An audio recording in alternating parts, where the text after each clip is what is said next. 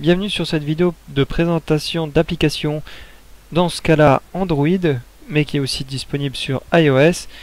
Je parle du jeu DataWing. Alors il est assez connu, puisqu'il avait fait un petit buzz vu la qualité du jeu. C'est un jeu de course, basiquement, avec deux touches, gauche, droite, et une troisième qu'on utilise, que j'ai jamais utilisé parce que j'arrive pas, stop.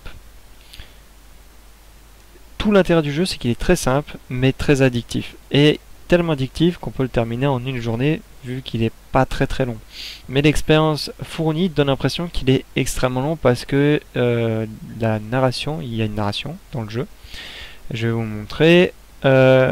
Ceci sont tous les niveaux dans lesquels vous allez pouvoir vous amuser, vous éclater avec, sur certains, un leaderboard. Vous allez pouvoir vous comparer à vos petits copains. Et alors, le jeu au niveau gameplay est excellent. Il a un style très fluide avec une petite, comment on peut appeler ça, physique, oui voilà, physique qui est très agréable. Je vais vous montrer, premier niveau. Et avec un scénario où en fait on est une petite fusée qui transportons des données d'un point à un point B pour notre patron qui est ici représenté par cet emoji. Donc voilà, il nous explique blablabla.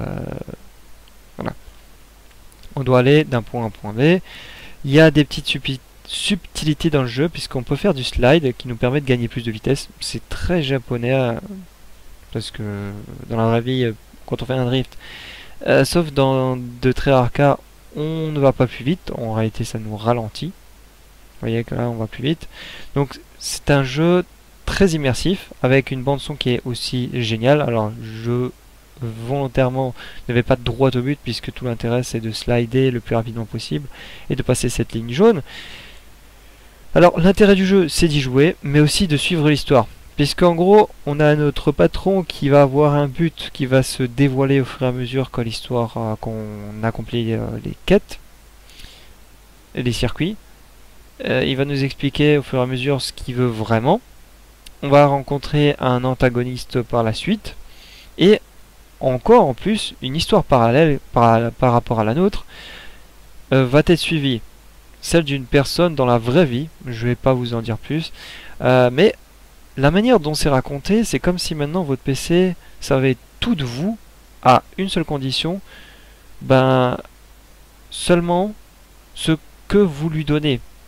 Si le PC vous n'avez pas d'interaction avec, bah il n'en sait pas plus que ça. Il peut jouer aux devinettes en estimant, mais par exemple le PC va essayer de déterminer qui vous êtes et ce que vous faites, ce que vous aimez en fonction de votre historique, de ce que vous faites sur votre PC. Mais si vous faites des choses en dehors, ben il ne le saura pas. Et donc du coup on va suivre une personne à peu près dans ce style là. Et c'est vraiment très intéressant. C'est un peu du voyeurisme, mais de manière positive, parce que ça permet de vivre au travers de cette personne, de se voir, tout simplement de se reconnaître dans cette personne. Je ne vais pas dire non plus le sexe parce que c'est très intéressant. Et ben c'est un bon jeu. Voilà, basiquement c'est un bon jeu, il est gratuit, il est très bien designé, gameplay très bon, histoire très bonne, musique aussi excellente, c'est du Vaporwave, c'est très typé, mais néanmoins c'est très bon. Allez-y, téléchargez-le, il est disponible sur le Play Store avec exactement le nom que vous avez en face.